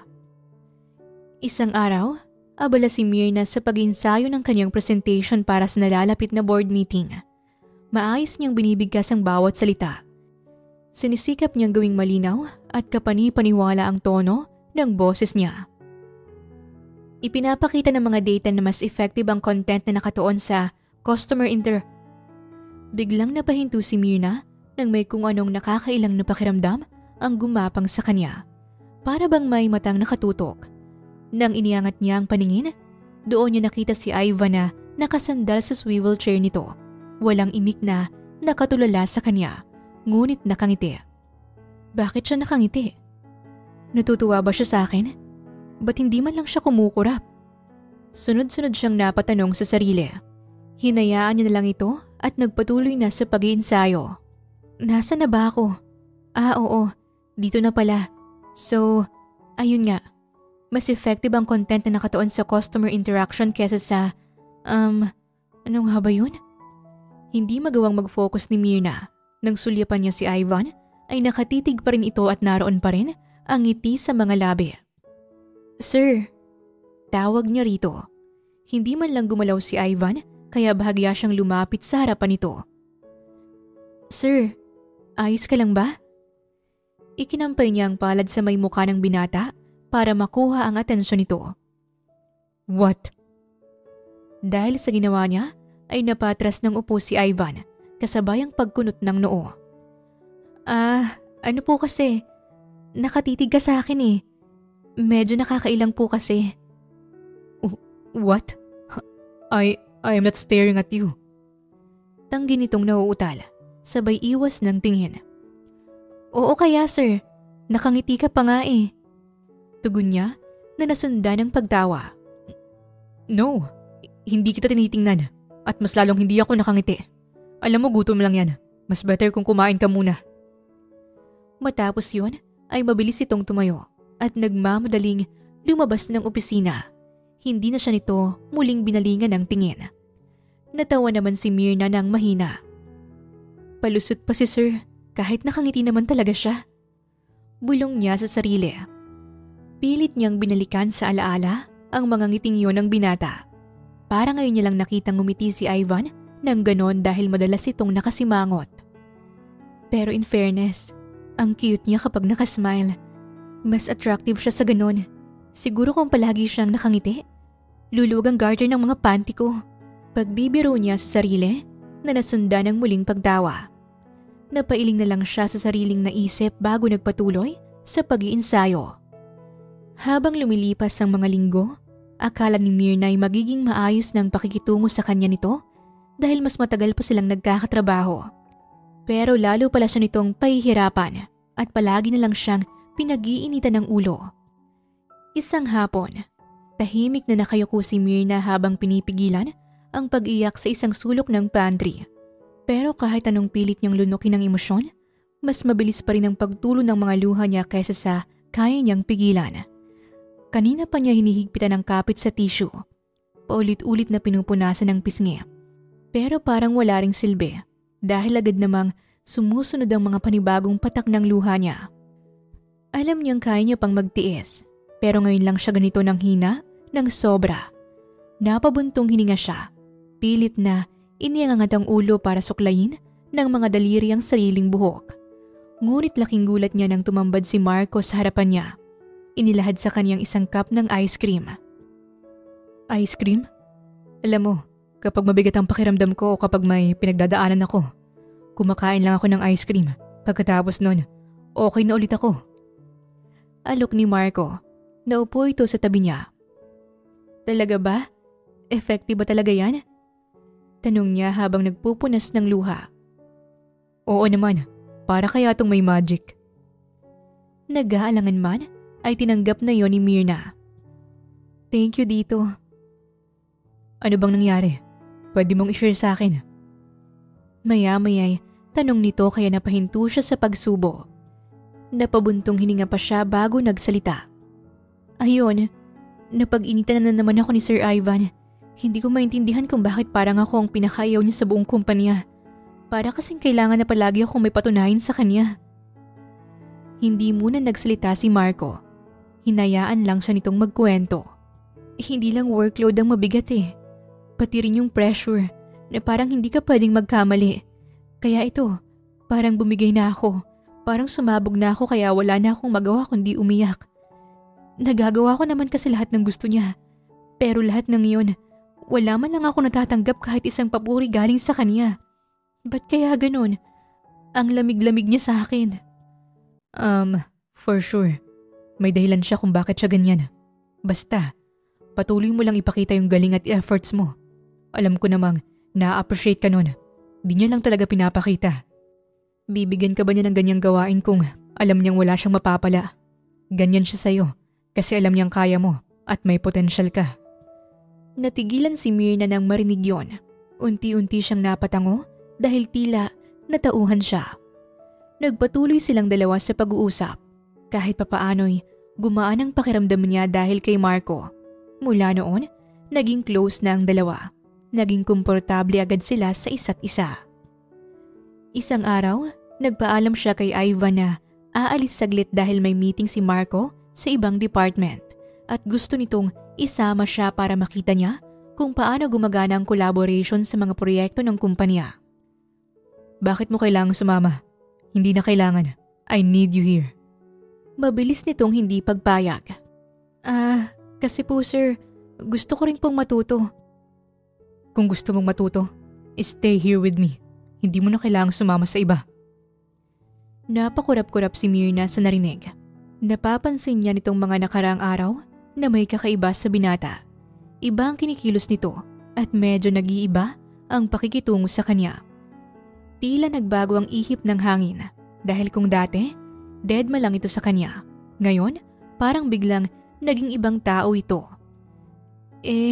Hindi naman po ibang tao si Marco. Pagdadahilan niya. Sandaling kunot noo na napatitig sa kanya si Ivan. Hindi lang ito basta malamig na pagtitig. May kung anong tensyon sa mata nito na hindi niya may paliwanag.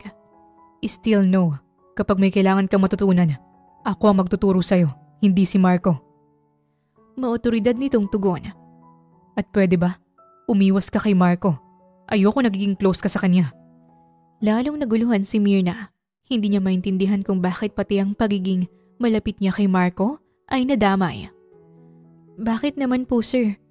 Wala naman po siyang ginagawang masama sa akin. Tinutulungan niya pa nga po ako. Pwede bang sundin mo na lang ako? Hindi siya makakabuti para sa'yo, okay? Gusto kong akin ka. I mean, gusto ko na sa akin ka lang sumasama. Okay? And that's an order as the CEO of this company. Matapos yung sabihin ni Ivan ay bigla na lang itong umalis. Naiwan si Myrna sa kanyang kinatatayuan. Naguguluhan, nagtataka, at hindi alam kung anong nangyayari kay Ivan. Isang umaga, pumasok si Myrna sa opisina ni Ivan na may dalang bouquet ng bulaklak.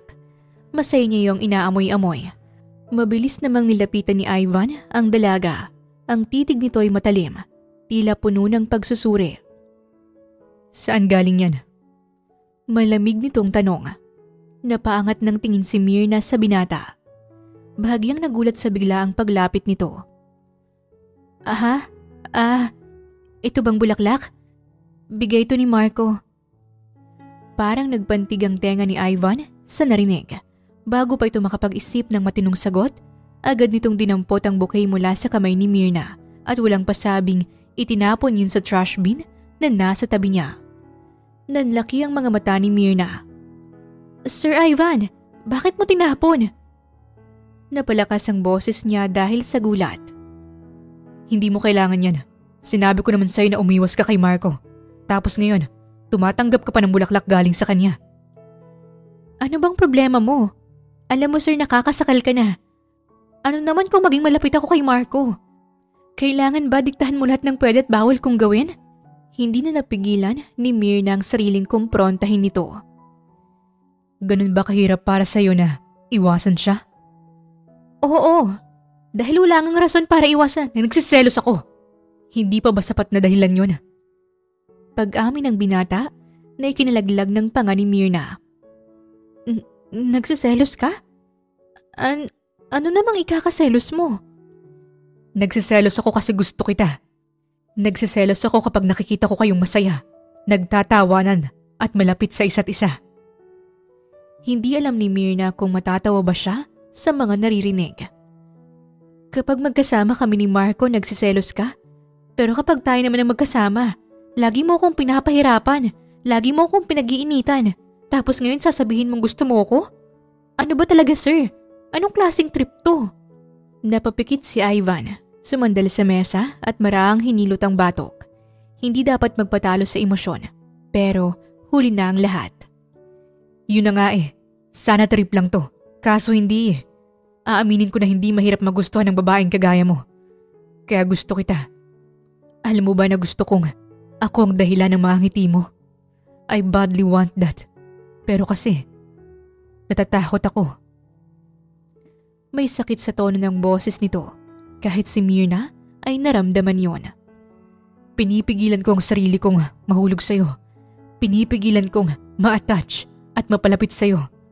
Kasi, natatakot ako. Ano bang kinakatakot mo? Tumingin si Ivan sa sahig. Dahil, nangyari na to dati. Noon may isang taong napalapit sa akin. Isa rin siyang intern dito sa kumpanya kagaya mo. Naging espesyal siya para sa akin. Naging tanga ako sa kanya. Kasi akala ko mahal niya ako. Ginawa kong lahat para sa kanya. Humantong pa sa puntong pineke ko ang internship niya para makasama ko siya. Kung saan-saan kami, nag-travel, nagbakasyon. Kasi sabi niya, gusto niya ako makilala at makasama. Akala ko minahal niya ako. Pero sa huli, ginamit niya lang pala ako para matakasan ng internship. Iniwan niya ako sa ere matapos niyang makuha ang kailangan niya sa akin. Naramdaman ni Myrna ang bigat sa boses ni Ivan sa bawat sandaling magkwento ito. Ito ba ang dahilan kung bakit ngayon lang ulit nagka-intern dito? After 3 years? Kumalma na si Myrna sa pagkakataong ito. Sandaling napatitig sa kanya si Ivan bago ito tumango.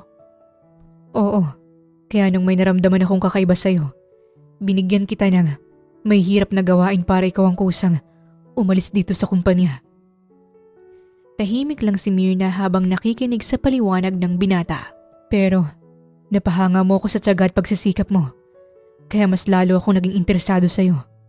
Kaso ayokong maulit yung nangyari noon. Kaya kahit gusto kong mapalapit sa'yo, pilit akong naging matigas. At kahit ayaw kitang pag-initan, feeling ko, yun lang ang tanging paraang meron ako. Hindi pa rin makapaniwala si Myrna sa lahat-lahat ng nalalaman niya. Pero pilit niya itong pinoproseso. Kung ganun, lahat ng pinakita mo sa aking galit, panunumbat at init ng ulo, gawa-gawa mo lang yun? Oo, ang gago ko hindi ba? Tugon ni Ivan na peking natawa. Nung napansin kong masyado na kayong nagiging close ni Marco, doon na ako natauhan. Doon ko napagtantong, gustong gusto talaga kita. Kaya hindi ko magawang hindi magselos as in. Marco is my half-brother. Mabilis na singit ni Myrna, parang binuhusan naman ng malamig na tubig ang binata. Anong sabi mo? Kapatid ko si Marco sa ama, kaya walang dahilan para pagsilosan mo kami. Walang dahilan para paiwasin mo ako sa kanya. Hindi ko alam kung bakit ko to ini-explain. Pero yung bulaklak na yon, binigay niya lang sa akin kasi tinanggihan ng babaeng pinagbigyan niya talaga. Hindi kaagad nakapagsalita si Ivan. Kumibot-kibot ang bibig nito at mas lalong hindi makapaniwala. Teka, paano nangyari yun? Paano kayo naging magkapatid? Lalo na't Sandoval siya. At Basiano ang apelido mo. Pinaliwanag sa akin ni Marco lahat. Inamin niya na bunga siya ng one-night stand. Nang malaman ng nanay niyang buntis ito, pinili nitong lumayo dahil ayaw daw nitong masira ang pamilya namin. Kaya apelido ng nanay ni Marco ang daladala niya.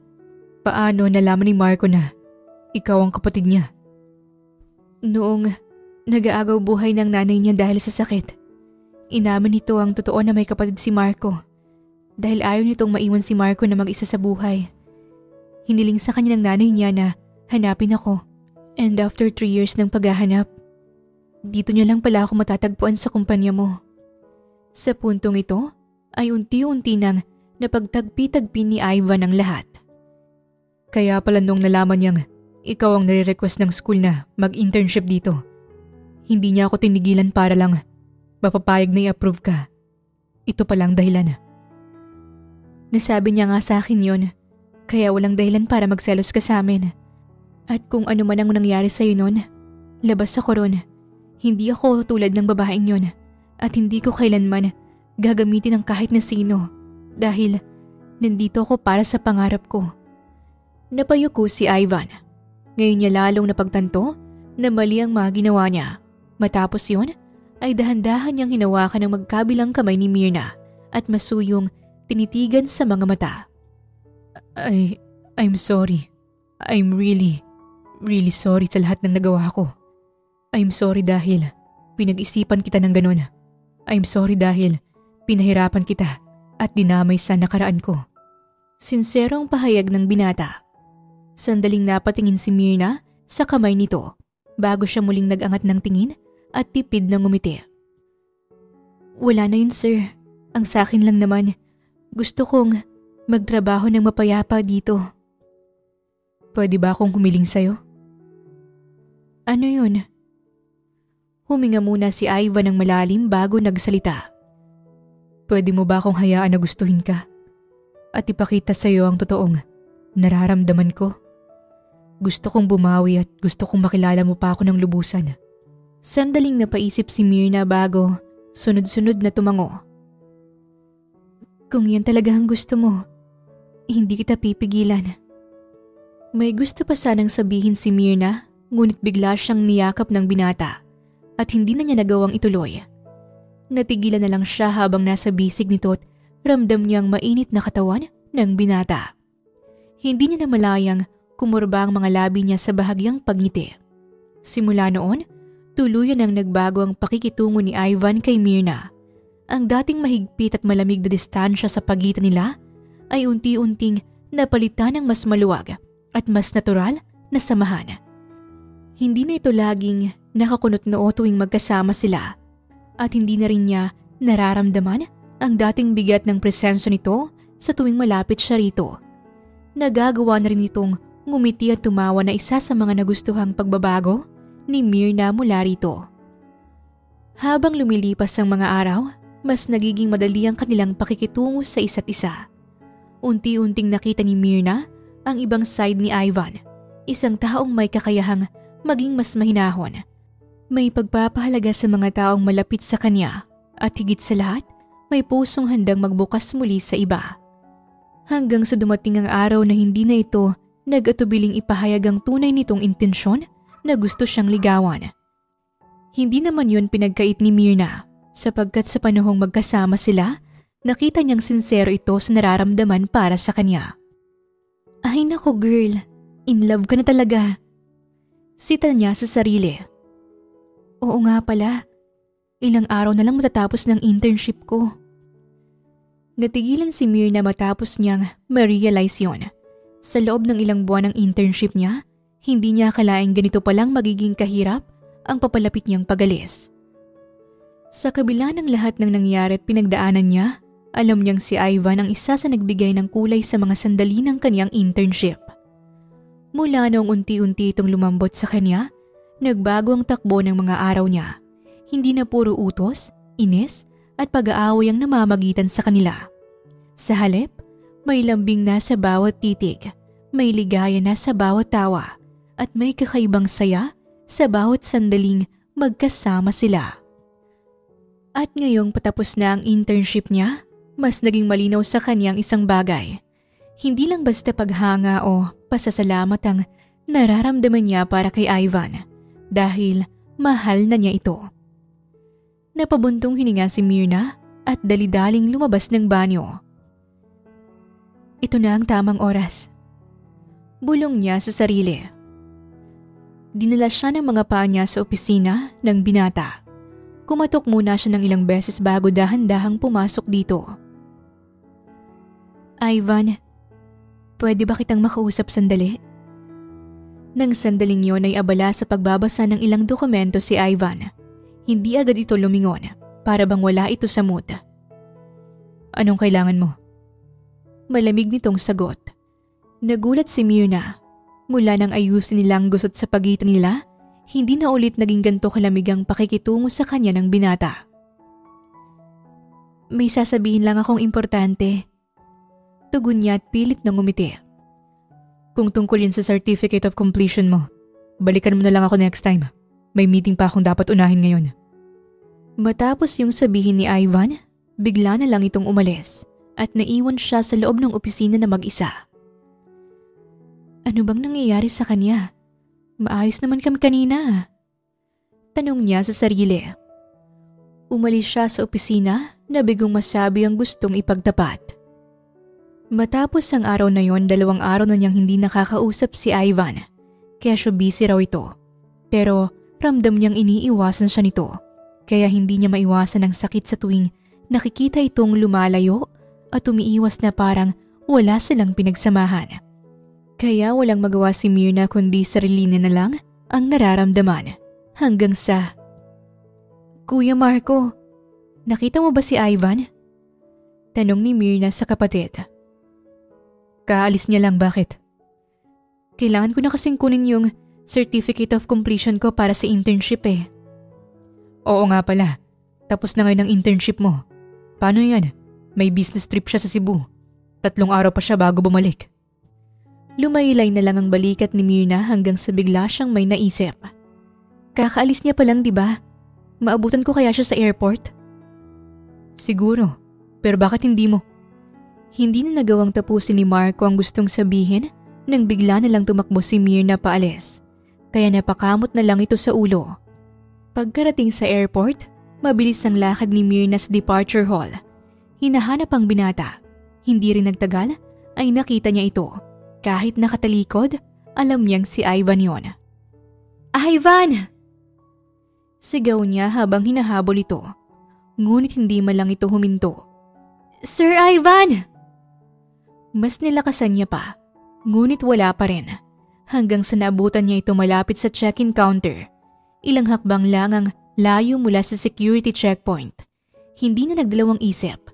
Hinawakan niya ang braso nito at pinilit itong humarap sa kanya. Ano bang problema mo? Alam kong naririnig mo ako, pero hindi ka man lang huminto. Sigaw niya rito. Nawalan na siya ng pasensya. Nagulat ang ibang pasahero sa paligid. May ilang nagtinginan sa kanila. Myrna, not here. Mahinang sabi ni Ivan. Not here ka dyan. Alam mo, gulong-gulo na ako sa'yo. Bakit ba kailangan mo kong iwasan? Ano bang nagawa ko para bigla mo naman akong tratuhin ng ganito? Hindi nakasagot si Ivan. Lalo pa silang pinagtinginan ng mga tao. Kaya nahihiya na ito. Ano? Bakit hindi ka makasagot? Ba't hindi mo Dahil wala ng ibang paraan na naisip si Ivan para mapatigil siya, hinila siya nito papalapit.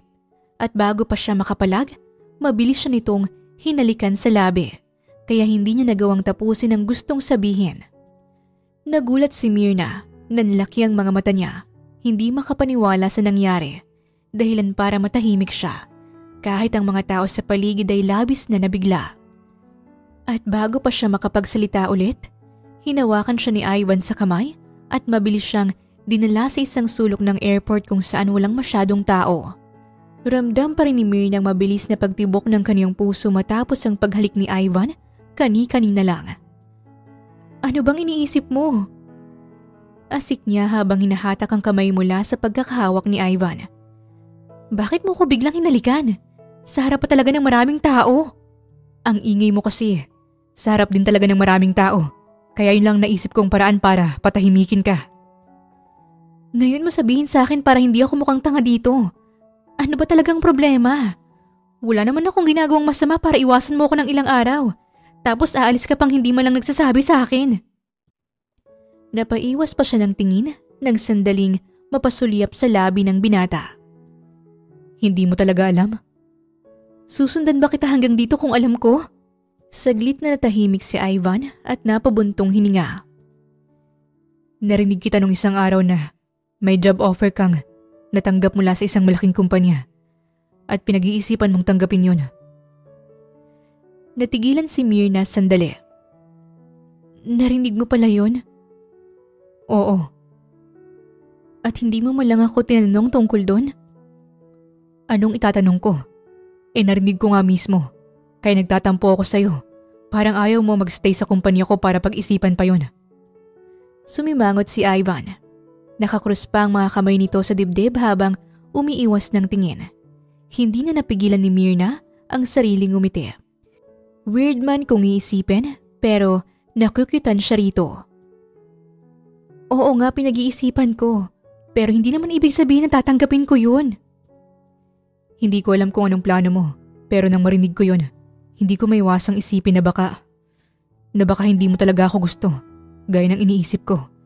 Na baka ako lang tong umaasa at iiwan mo rin ako sa ere, gaya ng nangyari sa akin dati. Ikaw tong may pakiskis tapos yan palang iniisip mo? Nagagawa mo pa talagang magbiro. Seryoso ako dito oh. Reklamo ni Ivan. Humahaba ang nguso. Lalo namang napangiti si Myrna. Napakamatampuhin naman pala nitong baby boss ko. Sus, baby boss ka dyan. Lalo pang umiwas ng tingin si Ivan. Ngunit pansin na nagpipigil ito ng ngiti. Sus, pues kung gusto mong malaman, nireject ko na yung offer. Nagbalik ng tingin si Ivan sa kanya. Talaga? Oo, kasi buo na ang desisyon ko na dito na ako magtatrabaho sa kumpanya mo pagka-graduate ko. Yun naman pala eh, pero bakit pinag-isipan mo pa? Dahil iniisip ko noon kung dapat ba akong lumipat ng trabaho para hindi maging issue na may relasyon ng boss na naging intern niya. Ayokong maging usap-usapan. Ayokong masira ang reputasyon mo dahil sa akin. Pero natauhan na ako ron na wala namang mali ron, lalo pat wala naman tayong ginagawang masama. Pag-amin ni Myrna sa seryosong tinig. Natahimik naman si Ivan ng ilang saglit. Tila may pinoproseso sa isip niya. Teka, ang sabi mo ayaw mong maging issue na may relasyon ng boss sa intern niya. Anong ibig mong sabihin sa relasyon? Sa tingin ni Myrna, ito na ang takdang panahon para ipagtapat na sa binata ang totoo. Naalala mo, kaya kita gustong kausapin ng isang araw kasi gusto ko sanang sabihin na tanggap ko na yung nararamdaman ko para sa'yo. Sandaling tumigil si Myrna. Pinipilit pakalmahin ang sariling dibdib na tila gustong kumawala. At kung gusto mo pa rin, pumapayag na akong maging girlfriend mo. Sa narinig, hindi na napigilan ni Ivan ang ngumiti. Sigurado ka ba? Totoo ba yan? Bulong nito, para bang natatakot na baka magbago pa ang isip niya. Oo, siguradong sigurado na ako kahit napakamatampuhin mo.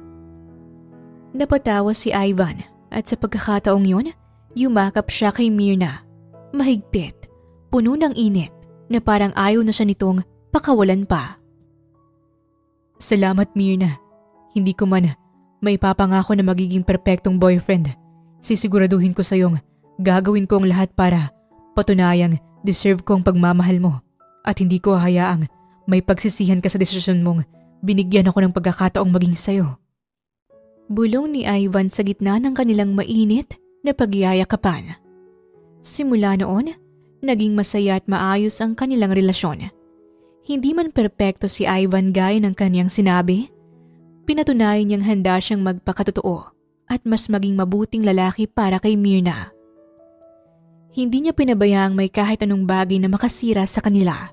Kapag may hindi sila na pagkakasunduan, hindi niya ito tinatakbuhan. Palagi niyang pinapakinggan si Myrna. Inuunawa ang bawat salitang sinasabi nito at mas pinipili ang ayusin ang lahat kesa palampasin lang. Si Ivan ang naging tahanan ni Myrna, ang taong palaging nandyan. Handang yakapin siya kapag masyado nang nakakapagod ang mundo. Handang patawanin siya sa gitna ng kalungkutan at handang ipaalala kung gaano siya kahalaga.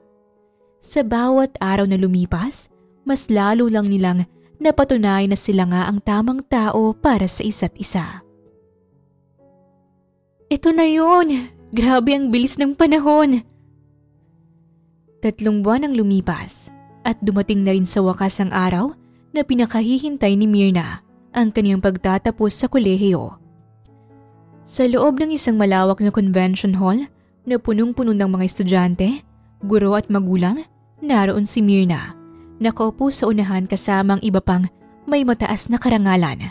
Sa kanyang dibdib ay nakapatong ang sash na may nakaburdang summa cum laude at sa kanyang ulo ay ang itim na mortarboard cap, ang simbolo ng tagumpay matapos ang ilang taong pagsusumikap.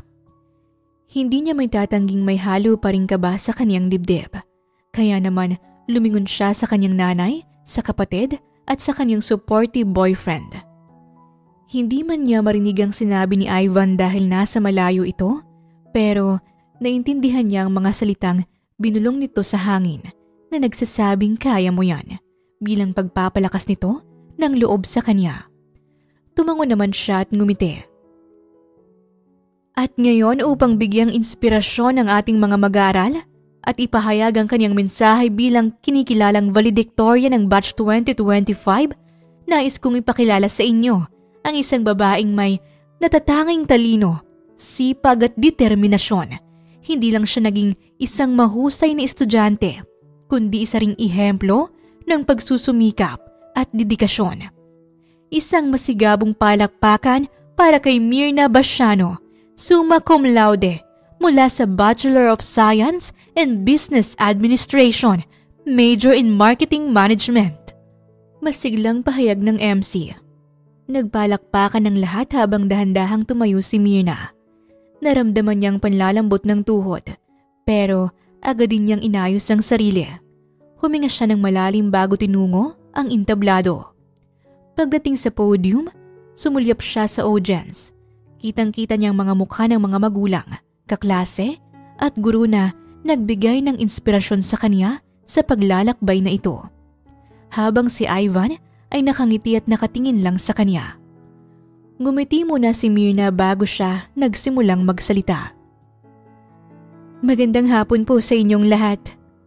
Una sa lahat, gusto kong pasalamatan ng ating mga guro, ang ating mga magulang at ang bawat isa sa atin na naging bahagi ng paglalakbay na ito. Hindi ko akalain na darating ako sa puntong ito.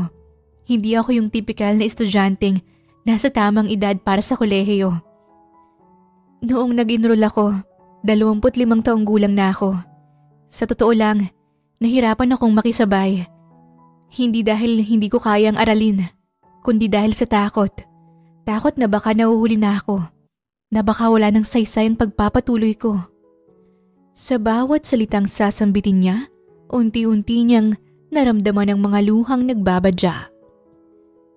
Pero sa paglipas ng panahon, natutunan kong ang edukasyon ay hindi nakabase sa edad. Walang limitasyon ng pangarap.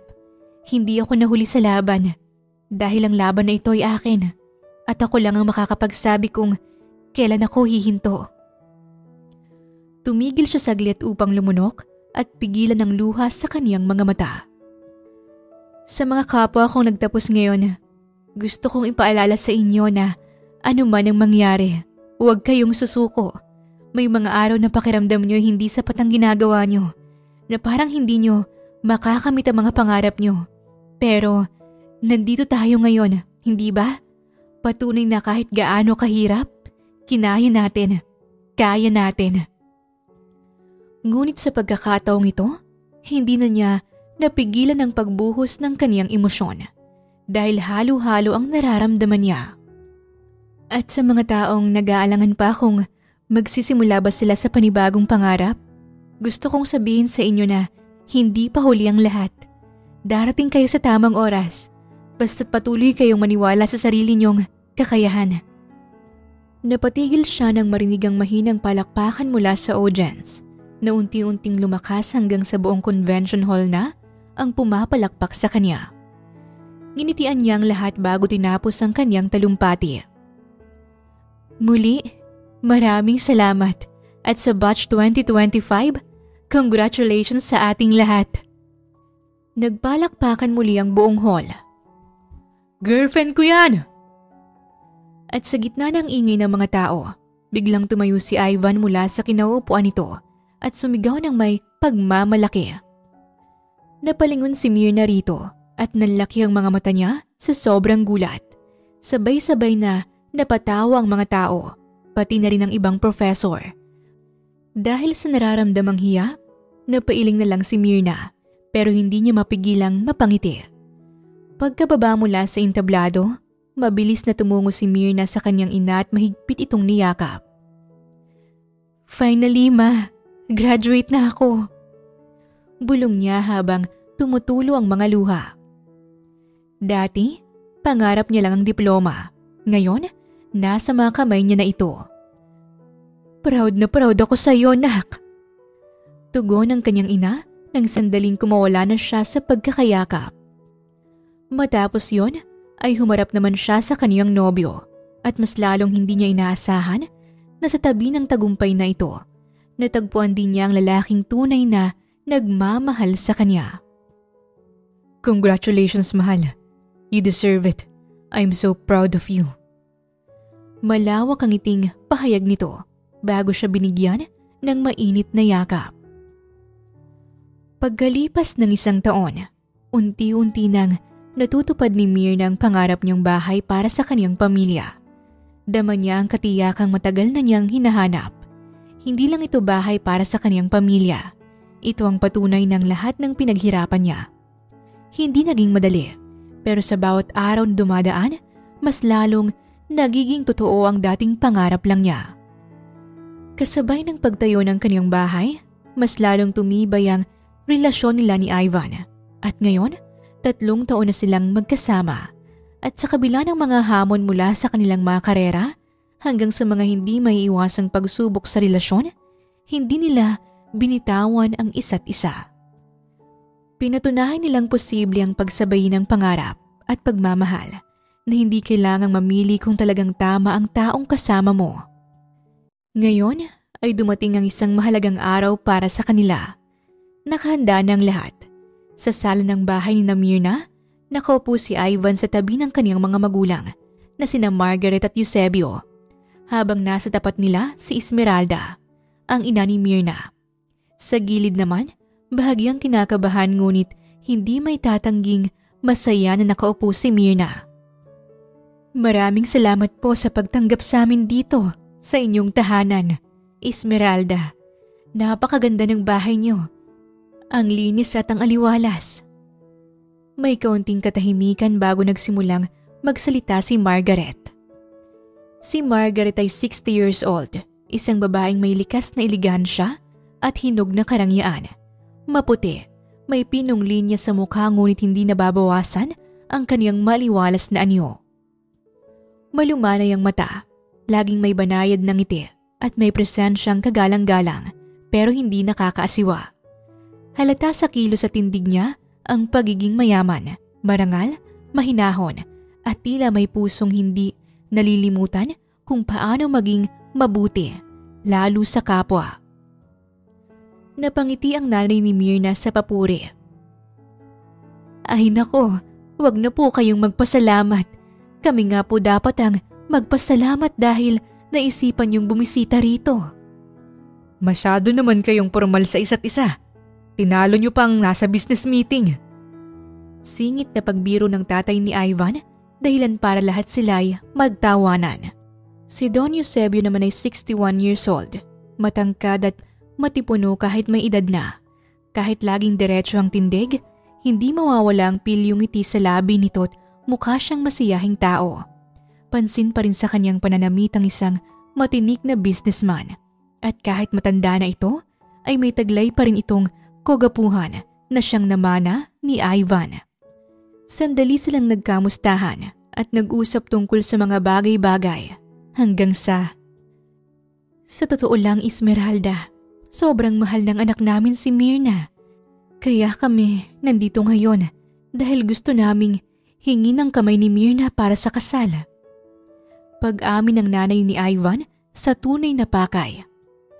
Nagpalitan ng tingin sina Ivan at Myrna. Kahit ilang beses na nilang napag-usapan ito, iba pa rin ang pakiramdam ngayong opisyal nang ipinapahayag ng mga magulang ni Ivan ang kanilang intensyon.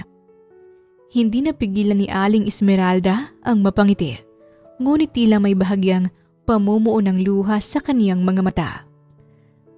Alam niyo, bilang isang ina, wala na akong ibang hiniling kundi ang makita ang anak kong masaya.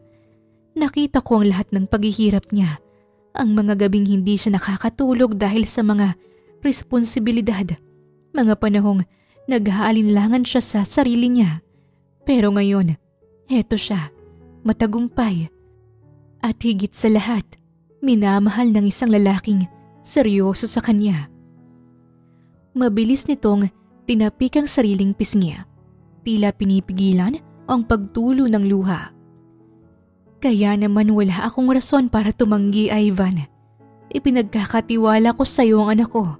Mahal na mahal ko yan. Kaya ang tanging hiling ko lang ay alagaan mo siya, higit sa nagawa ko. Baka sa mukha ni Ivan ang sinseridad habang tumatango ito. Hindi ko po kayo bibiguin, tita. Mahal na mahal ko po si Myrna. At ipapangako ko na habang buhay ko siyang mamahalin, poprotektahan at aalagaan. Napangiti si Myrna sabay hinawakan ang kamay ni Ivan. Salamat, ma. Pero kapag niloko ako nito, bawiin mo ko, ha? Biro ni Myrna na muling ikinatawa nila. Naging mas masaya at mas magaan palalong pag-uusap. Pinag-uusapan nila ang magiging plano sa kasal mula sa petsa na napagdesisyonan nilang 5 buwan mula ngayon hanggang sa mga detalye tulad ng lugar at preparasyon. Nga pala, Myrna, since wala na ang tatay mo, ang nanay mo lang bang maghahatid sa'yo sa altar?